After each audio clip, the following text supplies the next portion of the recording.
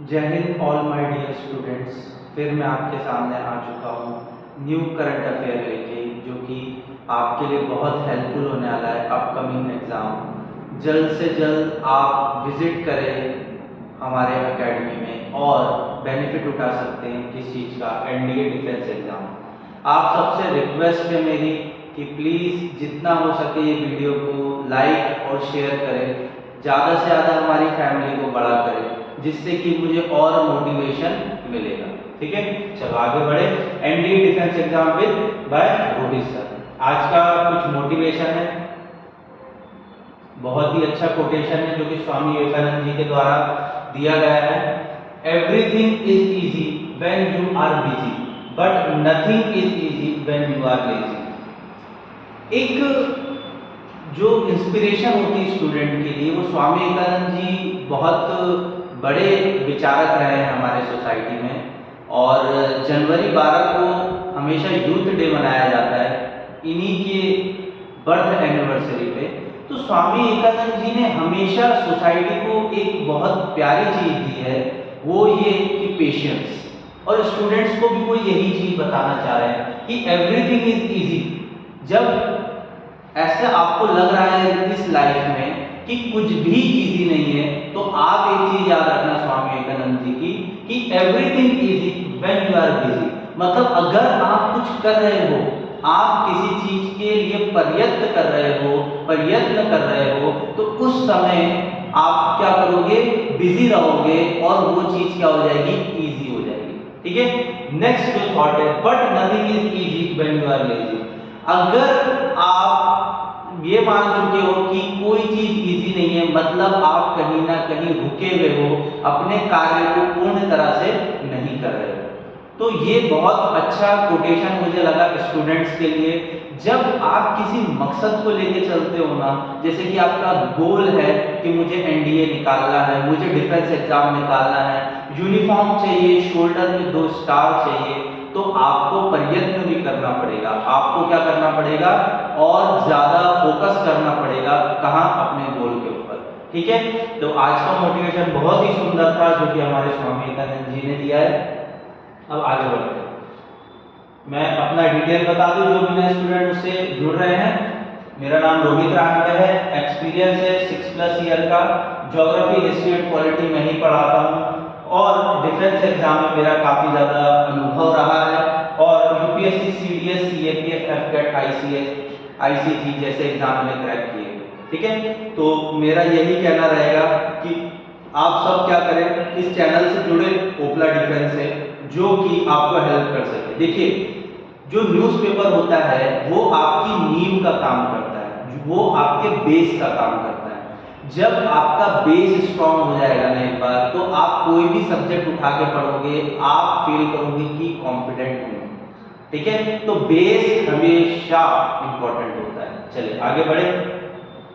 ये हमारा foundation course है जिसके अंदर रिलेवेंट करंट अफेयर, क्योंकि जो रिलेवेंट होता है हमारे एग्जाम पॉइंट ऑफ व्यू, वो ही हम कवर करते हैं। डाउट सॉल्विंग सेशन होंगे, एनडीए स्पेशल फोकस स्टडी होगी, बिल्कुल NDA focus special study. Next personal mentorship मिलेगी, पीडीएफ एंड नोट्स मिलेंगे, daily 6 to 8 hour study plan होगा आपका। बहुत से बच्चे क्या होते हैं, डिस्ट्रैक्ट हो जाते हैं, कभी कभी स्टडी प्रॉपर तरीके से कर नहीं पाते, तो उनके लिए क्या है, daily 6 to 8 hour study plan देंगे हम, उनको एग्जीक्यूट भी करवाएंगे। जब आप हमारे ओपला डिफेंस में ज्वाइन हो जाओगे तो आपको प्लान दे दिया जाएगा, उसके बाद कंप्लीट एनसीईआरटी का हम लोग फोकस करते हैं। ठीक है, आ जाइए। और इस वीडियो का पीडीएफ आपको कहाँ मिलेगा, इस टेलीग्राम ग्रुप। ठीक है, आपको कहाँ जुड़ना है, इस टेलीग्राम ग्रुप पे। ठीक है, चलो आगे बढ़े। सबसे पहली न्यूज है आज की, पीएम गरीब कल्याण योजना, बहुत इंपॉर्टेंट न्यूज है।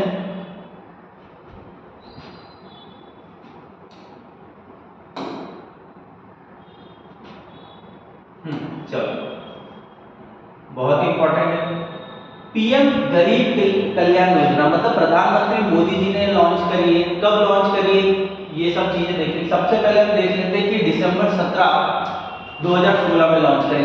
की इंपॉर्टेंट फैक्टर नोट डाउन कर लेना, कब लॉन्च करी है, दिसंबर 17, 2016 के अंदर। ये क्वेश्चन घुमा फिरा के पूछेगा।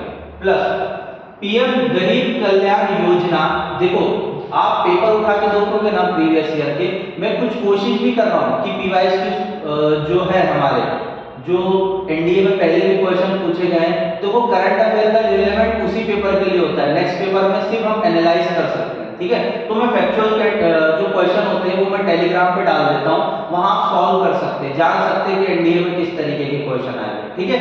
तो बेसिकली आ जाइए, a relief package for 1.70 lakh crore was provided under the PM गरीब कल्याण योजना। कितना अमाउंट दिया गया है? ₹1.70 lakh। The scheme includes as an addition allocation for 5 kg of food grains per person beyond the regular quota। मतलब जो basically अनाज आपको मिल रहा है, जैसे कि 2-3 तरीके के कार्ड होते हैं, ब्लू कार्ड होते हैं शायद, और येलो कार्ड होते हैं, ऑरेंज कार्ड होते हैं, तो इनके ऊपर एक रेगुलर अमाउंट का गेहूं मिलता है, पर उसके अलावा एडिशनल 5 केजी गेहूं और दिया जाएगा, क्योंकि because of the Covid situation ये चीजें देखी गई। द प्रधानमंत्री the ministry of finance implement the प्रधानमंत्री गरीब कल्याण योजना। ये चीज याद रखना आपको कि कौन सी मिनिस्ट्री इसको स्टार्ट करे, तो कौन सी मिनिस्ट्री स्टार्ट करी? मिनिस्ट्री ऑफ फाइनेंस इसको इंप्लीमेंट कर रही है, ठीक है। आपको ये चीजें याद रखनी है। द लेटेस्ट अनाउंसमेंट रेगुलेटिंग पीएमकेजीवाई मतलब प्रधानमंत्री Kalyan Yojana was made June 29, 2020 and the scheme is currently valid until March 2022। benefit around 80 crore peoples, मतलब ये 5 किलो जो गेहूं है ये स्टिल मिल रहे हैं और 80 करोड़ लोगों को बेनिफिट किया गया है। 80 करोड़ बहुत बड़ा अमाउंट होता है जो कि प्रधानमंत्री गरीब कल्याण योजना के अंदर दिया गया है। This scheme complete the provision of National Food Security Act offering the subsidy food grain of ₹2 kg at ₹3 per kg। मतलब ये क्या बताना चाह रहा है कि ₹2 किलो तो क्या मिल रहा है हमें गेहूं, और ₹3 किलो क्या मिल रहा है? चावल, ठीक है। और ये क्या कर रहा है? ये जो बिलो पॉवर्टी लाइन है जिसे हम बीपीएल बोलते हैं, उन फैमिलीज को प्रोवाइड किया जा रहा है नेशनल फूड सिक्योरिटी एक्ट के थ्रू, ठीक है। यहां तक चीजें क्लियर हुई? मुझे लगता है बहुत अच्छे से क्लियर हो गई होगी। Still any doubt you will be commented, देख सकते हैं, ठीक है। प्रधानमंत्री गरीब कल्याण अन्न योजना 2.0 सभी जरूरतमंदों के लिए खाद्य धान्य सुरक्षित कर रहे हैं मोदी सरकार। 5 महीने के लिए आवंटित अनाज 201 लाख टन, कितना? 201 लाख टन। राज्य द्वारा उठाया गया अन्न 89.76 लाख टन। राज्य द्वारा वितरित अनाज 16.52 लाख टन। जुलाई वितरण ये सब आप देख सकते हैं कितना कितना खर्च अभी तक स्टिल किया है और गरीबों को ये सब प्रदान किया गया है। स्रोत कौन है? खाद्य एवं सार्वजनिक वितरण मंत्रालय, जो कि हमने पहले भी देखा मिनिस्ट्री, ठीक है। चलो आगे बढ़े। नेशनल ग्रीन ट्राइब्यूनल, ये बहुत इंपॉर्टेंट है आपके एग्जाम रिलेवेंट से। हमेशा दिल्ली की बात चलती रहती है, पॉल्यूशन की बात चलती रहती है, जंगल वन कटाई की बात हो रही है। सोसाइटी में हम इन्वायरमेंट को मजाक बना चुके हैं। अगर रिलेटिवली हम देखें तो पेड़ पौधों की संख्या दिन ब दिन कम होती जा रही है, क्योंकि ह्यूमन सेटलमेंट्स बढ़ रहे हैं। अब जब ह्यूमन सेटलमेंट्स बढ़ रहे हैं तो बेसिकली क्या हो रहा है कि पेड़ पौधे काटे जा रहे हैं, सॉइल का डिग्रेडेशन हो रहा है। तो जो हमारी एक एनजीटी है नेशनल ग्रीन ट्राइब्यूनल, ये सो मोटा एक्शन भी लेती है। आज इसके बारे में पूरा देख लेंगे, आपका एग्जाम का डाउट कहीं से भी सॉल्व हो सकता है, ठीक है। सबसे पहले it is a specialised body set under the national green tribunal act, मतलब ये बॉडी किसके अंदर सेट करी गई है? सेटअप करी गई है नेशनल ग्रीन ट्राइब्यूनल एक्ट के द्वारा। कब की गई है? 2010। अंदर याद रख लेना, एनजीटी संस्था कौन से साल में लागू हुई है या कौन से साल में बनी है? तो 2010 में। For effective and expedition dispose for the case of relating environmental protection and conservation forest and natural resources. Basically ये बनाया ही स्पेशली इसीलिए है कि हमें प्रोटेक्शन क्या करना है? Environmental protection, conservation forest and natural resources, मतलब हमें वन वनस्पतियों को और संसाधन को हमें बचाना है, ठीक है। Next, with the establishment of NGT, India became the third country in the world India ऐसा तीसरा कंट्री है, आपको ये भी याद रखना है, इंडिया ऐसा मात्र तीसरा कंट्री है किसके बाद, न्यूजीलैंड और ऑस्ट्रेलिया के बाद। ठीक है, न्यूजीलैंड और ऑस्ट्रेलिया के बाद इंडिया मात्र एक ऐसा कंट्री है जो कि एनजीटी को स्टैब्लिश किया हुआ है। The NGT have 5 places to sitting, मतलब एनजीटी के जो ऑफिसेस है, जो एनजीटी अपना पैनल लेके बैठती है 5 जगह पर बैठती है। कौन कौन से, न्यू दिल्ली में तो प्रिंसिपल बैठते हैं, मतलब हेड बैठते हैं जो कि जस्टिस होते हैं। भोपाल, पुणे, कोलकाता, चेन्नई, ये 4 जगह है और एक न्यू दिल्ली में। ठीक है, तो 2010 के तहत ये बनी गई है। चलो आगे डिटेल देखिए इसका। 5 जगह बैठती है, कहाँ का, भोपाल, पुणे, कोलकाता और चेन्नई। ठीक है, हेड का है न्यू दिल्ली। अब एनजीटी का स्ट्रक्चर देखते हैं, ये भी इंपॉर्टेंट है भाई, ये पता तो होना चाहिए। देखो कोई चीज पढ़े तो अच्छे से पढ़े तो मजा भी आता है, क्योंकि हमें क्या है, कॉन्सेप्ट में क्लियरिटी चाहिए। हमें कभी भी है ना रटने के लिए पढ़ना नहीं होता है, हमें पढ़ना किस लिए है कि हम अपना कॉन्सेप्ट क्लियर करें और एग्जाम क्लियर करें। हमें फालतू की बकवास नहीं पढ़नी है, हमको फालतू के शॉर्ट्स नहीं देखने हैं जिसकी वजह से हमारा दिमाग भ्रष्ट हो। ठीक है, चलो आगे। What is the structure of NGT, मतलब किस तरीके का स्ट्रक्चर है, बॉडी कैसी है। The tribunal compress of the chairman, मतलब इसका एक चेयरमैन होगा। The judicial member and the expert member होते हैं इसके अंदर। कौन होते हैं, या तो जुडिशियल मेंबर होंगे या तो एक्सपर्ट, मतलब दोनों भी हो सकते हैं। They shall hold office term of 3 year, मतलब ये इनका जो ऑफिस होता है चेयरमैन का वो 3 साल के लिए होता है। Till the age of 65 year, मतलब या तो आप 3 साल पूरे कर लो या तो आपकी एज हो जाए 65 ईयर। ठीक है, यहां तक चीजें समझ में आई। विच एवर इज अर्लियर, वही मैंने बोला कि जो पहले हो जाए, are not eligible for reappointment, मतलब कि एक बार जो व्यक्ति चुन के आ गया है वह चेयरमैन बन चुका है और वो नेक्स्ट टाइम चेयरमैन नहीं बन सकता। ठीक है, the chairman is appointed by central government in the consultation with the chief justice of India, मतलब सुप्रीम कोर्ट के चीफ जस्टिस के द्वारा और सेंट्रल गवर्नमेंट के रिकमेंडेशन के द्वारा किसको अपॉइंट किया जाता है, एनजीटी के चेयरमैन। ठीक है, there are to be at least 10 and maximum 20 full time judicial member हो सकते हैं। ठीक है, जिसमें कि एक्सपर्ट मेंबर भी होंगे। मतलब आपको क्या याद रखना है, पहले तो उम्र, क्वेश्चन यही से पूछता है। एनजीटी के जो मेंबर होते हैं उनका जो चेयरपर्सन होता है उसकी एज क्या है, कब तक वो बैठ सकता है, तो 3 साल या तो उसका टेन्योर होना चाहिए या तो 65 तक। आप क्वेश्चन उठा के देखना, पहले के जो प्रीवियस ईयर क्वेश्चन है उसमें आपको मिल जाएगा ये क्वेश्चन। ठीक है, next. The supreme court declared that national green tribunal position as the unique forum, मतलब सुप्रीम कोर्ट पहले ही बोल चुका है कि ये एक यूनिक बॉडी है जो कि स्टैब्लिश की गई है। Endorsed with the suo motu, it's the own motion power to take up environmental issue. suo motu का मतलब ये होता है बेटा कि वो खुद से, अगर उनके पास कोई केस नहीं भी आया एनवायरमेंटल रिलेटेड, तो वो खुद अपने suo motu मतलब अपने से संज्ञान ले सकते हैं कि सराउंडिंग में एनवायरमेंट को कोई हानि तो न पहुंच रही है। ठीक है, अक्रॉस द कंट्री, पूरे कंट्री के अंदर suo motu एक्शन ले सकते हैं। Relief and compensation to the victim of the pollution and the environmental damage accident occurring while the handling any hazardous substance, मतलब यहाँ जो केस जाते हैं वो ऐसे जाते हैं कि अगर एनवायरमेंट कुछ कॉज हुआ वो भी ह्यूमंस के द्वारा, और अगर कुछ विक्टिम बन रहे हैं या कुछ उन्हें हानि हो रही है तो उनको कंपनसेट भी करवाया जाएगा। ठीक है, वहां लिखा हुआ है relief and compensate to the victim of pollution and other, क्योंकि पॉल्यूशन हम सोसाइटी में कर तो रहे हैं बट कहीं ना कहीं गवर्नमेंट को इसका रोकथाम लगाना पड़ेगा। ठीक है, यहाँ तक चीजें समझ में आई, क्लियर हुई। एनजीटी के बारे में पूरा निचोड़ देख लिया हमने, समझ लिया। चलो, अगर आपको ये इंफॉर्मेशन अच्छी लग रही है तो ज्यादा से ज्यादा लाइक करो, क्योंकि मुझे मोटिवेशन उसी से मिलेगा जब ज्यादा लोग देखेंगे। मैं चाहता हूं हमारी फैमिली बहुत बड़ी हो।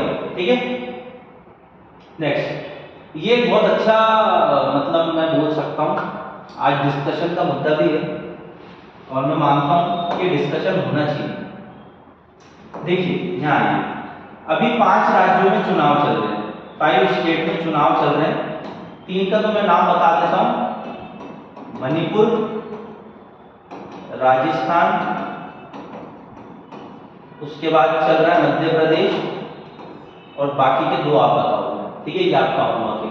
तो बेसिकली आज इंडियन एक्सप्रेस में ये रिपोर्ट आई थी कि majority of member of parliament या मेंबर ऑफ लेजिस्लेटिव मेंबर, कौन, मेंबर ऑफ पार्लियामेंट या मेंबर ऑफ लेजिस्लेटिव क्या होगा, असेंबली में जो बैठे हुए हैं वो आधे से ज्यादा क्राइम केसेस में। आप समझ रहे हो हमारा देश किस ओर जा रहा है। बेसिकली आप देखो state wise figure of the pending criminal case against the law maker. Law maker मतलब मेंबर ऑफ पार्लियामेंट जो कि लेजिस्लेचर के अंदर आते हैं। समझ रहे हो, अगर हमारे देश में जो मेंबर ऑफ पार्लियामेंट या मेंबर ऑफ लेजिस्लेटिव असेंबली में जो बैठे हुए हैं वो क्राइम कमिट करके बैठे हुए हैं, तो ये कहीं ना कहीं हमारी डेमोक्रेसी का क्या हो रहा है, हनन हो रहा है। आप देखिए उत्तर प्रदेश के अंदर यहाँ देखिए number of MP MLA involve, number of pending cases. अब देखिए उत्तर प्रदेश के अंदर 248 केसेस जहां इन्वॉल्व है कौन, एमपी एमएलए, और number of pending case 539। UP, Tamil Nadu, Bihar, West Bengal, Arunachal Pradesh, Kerala, Delhi, Karnataka. मतलब आप समझ सकते हो कि जहां जिन लोगों को हम अपना प्रतिनिधि बना के अपने जनहित के लिए उन्हें नियुक्त करते हैं और देश की सेवा का भाव देके हम उनको इतना बड़ा पौधा देते हैं और वही लोग क्राइम कमिट कर रहे हैं। ऐसे ऐसे सीन्स भी देखे गए, रेप केसेस एक एमएलए एमपी के ऊपर। मतलब आप समझ रहे हो कि जहां हम भरोसा दिखा रहे हैं किसके ऊपर, कॉन्स्टिट्यूशन के ऊपर, और ऐसे ही लोग कॉन्स्टिट्यूशन का खिलवाड़ कर रहे हैं। तो हमें जागरूक होना पड़ेगा, जो हमारी यूथ है, जो हमारी यंग जनरेशन है, उसे जागरूक होना पड़ेगा कि ऐसे जो क्रिमिनल से कम से कम उनको वोट तो ना दें। और वोट दे भी रहे हैं कुछ लोग जो पागल हैं, जो कि बस वो अंधे भक्त बन चुके हैं, तो कम से कम दूसरे यूथ को तो समझना पड़ेगा कि हमें अच्छे व्यक्तित्व वाले व्यक्ति चाहिए जो कि हमारे देश को आगे लेके जाए। हमारा कॉन्स्टिट्यूशन डाइवर्सिफाइड कॉन्स्टिट्यूशन है। हमारे कॉन्स्टिट्यूशन में क्या लिखा है, diversity.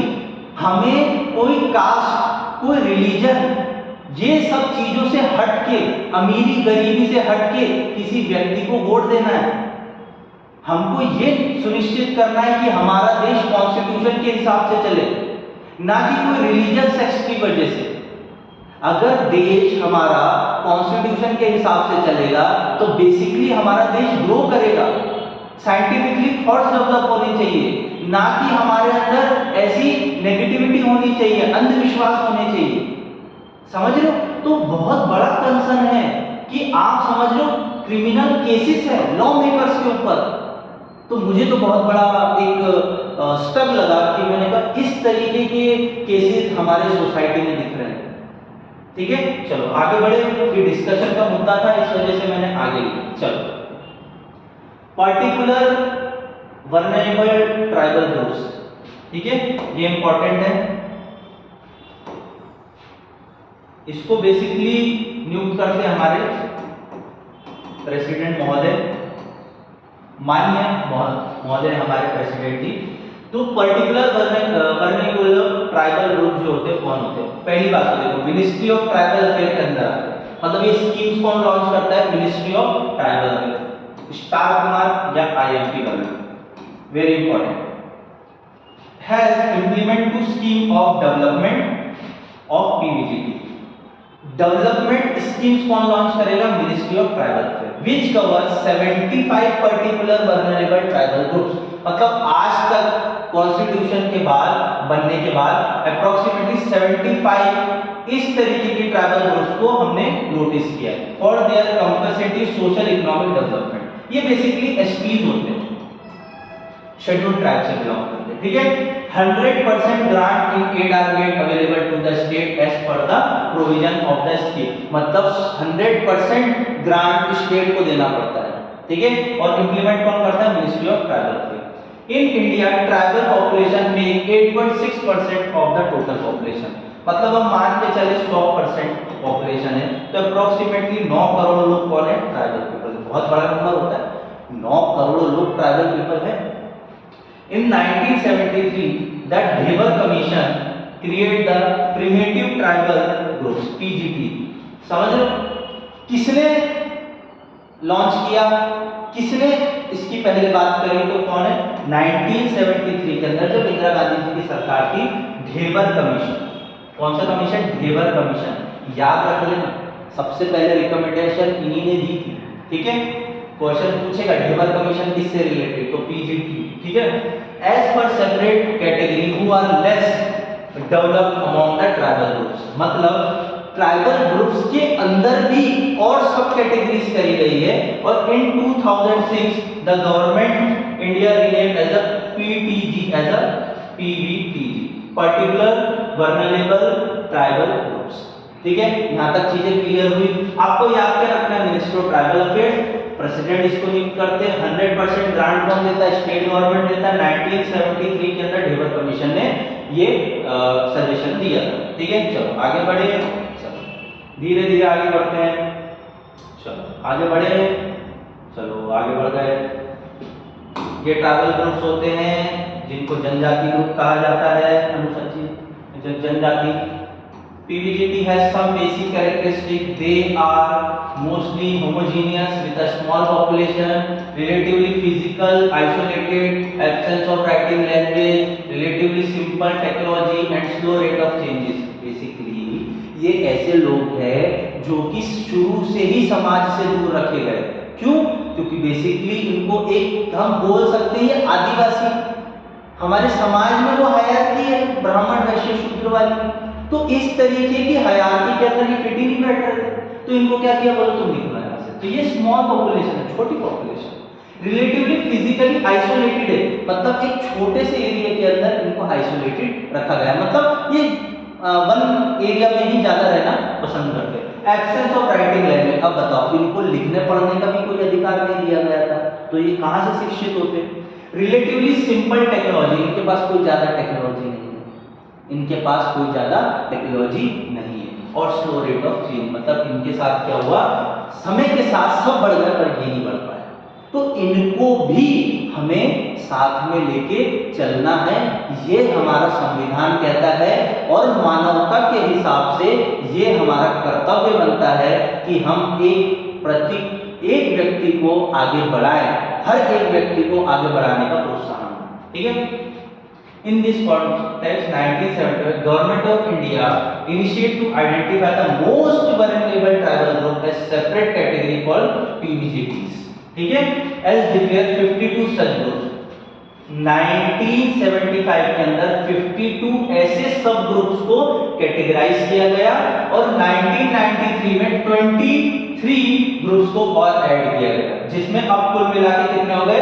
75 PVGTs group out of 705 schedule tribe. मैंने क्या बोला? शेड्यूल ट्राइब होते हैं, शेड्यूल ट्राइब के अंदर सब कास्ट या तो सब डिवीजन किया गया है 75 लोगों का, मतलब 705 शेड्यूल ट्राइब्स के कैटेगरी तो है, उसमें से भी सिलेक्टिव जो है वो 75। ठीक है, आपको चीज क्लियर हुई? Among the 75 list the highest number of found in the Odisha. Odisha के अंदर सबसे ज्यादा जनजाति वाले लोग पाए जाते हैं। यहाँ तक चीजें क्लियर हुई, यहाँ तक चीजें समझ में आई, तो हम आगे बढ़े। ठीक है, चलो आगे बढ़ते हैं। आज बहुत इंटरेस्टिंग न्यूज है और जानने लायक भी न्यूज है। देखिए, टॉप इसरो साइंटिस्ट जानना जरूरी है साइंस पढ़ने वाले बच्चों को। तो top ISRO scientist V R Lalitha Ambika, conferred with the highest civilian French honour for space operation initiative. इनका नाम याद रख लीजिएगा, आने वाले एग्जाम में पूछा जाएगा। V R Lalitha Ambika. ललिता अंबिका को क्या मिला है? फ्रांस का सबसे उच्चतम ऑनर मिला है। जैसे इंडिया का क्या है? इंडिया का क्या है? भारत रत्न। ठीक है, तो उसी तरीके से फ्रांस का सबसे उच्च सम्मान मिला है। इनकी उम्र क्या है? 60। was conferred the religious honor for the engagement in the space with the France and the India by the ambassador of France to India। मतलब बेसिकली क्या है? वहाँ के जो एम्बेसडर है हमारे इंडिया से गए हुए उनको बताया गया और उसके बाद इनको सम्मानित किया गया। ये क्या थी, पहले इसरो की चेयरमैन रह चुकी है। अब इसरो का फुल फॉर्म आपको बताना है, ISRO, इसरो का फुल फॉर्म आप मुझे बताएं। ठीक है, ये न्यूज थी, छोटी न्यूज थी। अब आ जाइए, बहुत इंपॉर्टेंट न्यूज है, फाइनेंस कमीशन, क्योंकि अब चर्चा क्या चल रही है, अब चर्चा क्या चल रही है, अब चर्चा ये चल रही है कि 16 फाइनेंस कमीशन को क्या किया जाएगा, इस्टेब्लिश। ठीक है, तो फाइनेंस कमीशन क्या है पहले वो जान लेते हैं। देखो न्यूज में तो यही आएगा कि 16 फाइनेंस कमीशन को इस्टेब्लिशमेंट की बात चल रही है, रिकमेंडेशन से भी। तो हम क्या पढ़ेंगे, पॉलिटी की वजह से, पॉलिटी मतलब कॉन्स्टिट्यूशन इंडिया में जानेंगे कि फाइनेंस कमीशन का इंपॉर्टेंस क्या है। ठीक है, चलो, finance commission are the constitution body set under the article 280, मतलब हमारे संविधान के अंदर आर्टिकल 280 के अंदर लिखा हुआ है कि क्या होगा, एक फाइनेंस कमीशन होगा। Next, every 5 years to make a recommendation on the distribution of financial resource between union and state, मतलब हर 5 साल में फाइनेंस कमीशन को ये निर्धारित करना होता है कि स्टेट और यूनियन के बीच में कितने पैसे का लेन देन बंटवारा किया जाए। ठीक है, जो कि अभी 42% का रेशियो चल रहा है। Finance Commission also provide guidance and the advice on the various issue related to the public finance, मतलब फाइनेंस इशू और क्या करता है, एडवाइस भी देता है। Governance and development such as physical consolidation, डेब्ट मैनेजमेंट, लोकल बॉडीज और disaster relief, health, education, justice delivery, statistical system etcetera. Basically public finance को हमको हैंडल करना है। ठीक है, उसके बाद फिजिकल कंसोलिडेशन, मतलब घाटा तो नहीं हो रहा है, उसके लिए भी सजेशन देना है। डेब्ट मैनेजमेंट, अगर हम किसी लोन को नहीं चुका पा रहे हैं तो उसके रीजन क्या है वो भी उसको बताना है। लोकल बॉडी जैसे क्या हो गया, पंचायत या म्युनिसिपल कॉर्पोरेशन को भी ये क्या करता है, रियायत देता है, बताता है कैसे काम करना है। डिजास्टर, हमारे देश में कोई डिजास्टर आ जाए तो कितना फंड एलोकेट करना चाहिए। हेल्थ पे कंसर्न जताता है, एजुकेशन पे कितना खर्चा करना है, जस्टिस डिलीवरी पे कितना खर्चा करना है, स्टैटिकली सिस्टम के ऊपर कितना खर्चा करना है। ठीक है, तो फाइनेंस कमीशन का क्या काम है, ये सब चीजों पे ध्यान रखना और इस पे टाइम टू टाइम सलाह देना। ठीक है, introduce tax devolution as a major component of the vertical transfer, increasing the share of the state 10 to 42%। मैंने पहले बताया कि 42%, 10% से 42% का टाइम इंक्रीज किया गया स्टेट को देने का। जैसे कि 100 रुपए आ रहे हैं, ठीक है, 100 रुपए आ रहे गवर्नमेंट के पास, तो बेसिकली स्टेट को कितना देना पड़ेगा, 42%। सब स्टेट को 42% देना पड़ेगा। 42% ही देना है, उसमें सब कैटेगराइज कर लिया है। ठीक है, यहां तक चीजें समझ में आई। चलो आगे देखते हैं, इसी से रिलेटेड और फैक्चुअल डाटा है।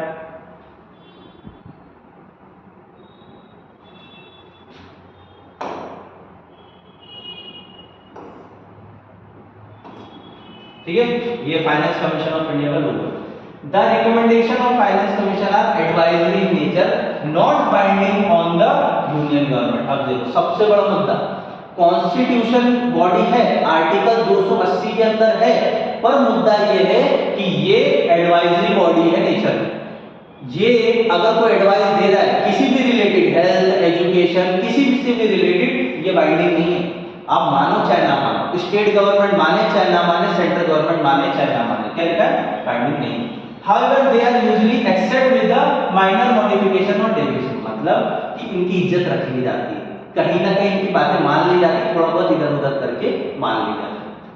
The union government notify the acceptance of the recommendation through the presidential order। भाई प्रेसिडेंट के बिना तो काम नहीं हो सकता, प्रेसिडेंट के बिना तो काम ही नहीं हो सकता। हेड ऑफ द स्टेट बोला जाता है, हेड ऑफ स्टेट बोला जाता है बेटा प्रेसिडेंट को, इनके साइन के बिना तो कुछ काम ही नहीं हो सकता है। Which also specify the period they are valid, usually 5 years, 5 साल के लिए होते हैं। What are the some new issues for the 16 finance commission? देखो न्यूज में आया था तो मैंने उठा लिया। ठीक है, तो क्या कंसर्न है, the GST the GST Council is a permanent constitution body that decides on the tax rate and the another matter related to the GST, Goods Service Tax. ठीक है, तो GST का भी कहीं ना कहीं गठन और उसके अंदर जो चेंजेस है वो कॉन्स्टिट्यूशन बॉडी के तहत किया गया है. Financial commission should aim to provide adequate and effective resources to the union and the state government based on their respective constitution responsibility and the expenditure need. मतलब फाइनेंस कमीशन को time to time सलाह देनी पड़ती है constitution manner के अंदर, क्योंकि अगर देश किसी घाटे में चले जाए 5 साल सरकार तो चली जाएगी, पर कॉन्स्टिट्यूशन कमीशन तो हमेशा ही रहेगा ना, तो उनकी रिस्पांसिबिलिटी होती है. देखो सरकार तो आई गई होती है, पर कॉन्स्टिट्यूशन बॉडी जो होती है वो बहुत इंपॉर्टेंट होती है, उनको देश को बचाना होता है, क्योंकि भाई वो कॉन्स्टिट्यूशन पद पे. ठीक है, तो यहाँ तक चीजें मुझे लगता है समझ में आई होगी फाइनेंस कमीशन की. तो कहाँ से क्वेश्चन पूछेगा? सबसे पहला क्वेश्चन क्या पूछेगा, कौन सा आर्टिकल में कितने साल के लिए बनता है, किस किस तरीके की गाइडेंस देता है, अभी टोटल कितना फाइनेंस कमीशन शेयर बता के रखा हुआ है, और ये एडवाइजरी बॉडी है, और ये जीएसटी काउंसिल वगैरह, ये सब चीजें आप देखो. ठीक है, ये क्वेश्चन है. एमएसएमई फुल फॉर्म बताना है, सार्क का फुल फॉर्म बताना है, Himvati river flow in the which state. ठीक है, और आ जाइए ओम फिनिक्स लर्निंग एकेडमी ओपला लॉन्च कर चुका है एनडीए का बैच. तो एनडीए का बैच लॉन्च हो चुका है, तो प्लीज विजिट करें हमारी ब्रांच में opposite to the Lokmanya Tilak hospital, और एक सब ब्रांच है हमारी साने चौक पे. तो प्लीज कृपया करके आप आइए और हमसे जुड़िए, और इंफॉर्मेशन चाहते हैं तो please contact this number. And thank you for watching this, and like and share जरूर करिए. आपके लिए मैं रोज इसी तरह से प्रयत्न करता रहूंगा जब तक आपका सिलेक्शन नहीं हो जाता. सिलेक्शन मेरा मोटिव है और मैं ये करके आपको बताऊंगा. ठीक है, थैंक यू.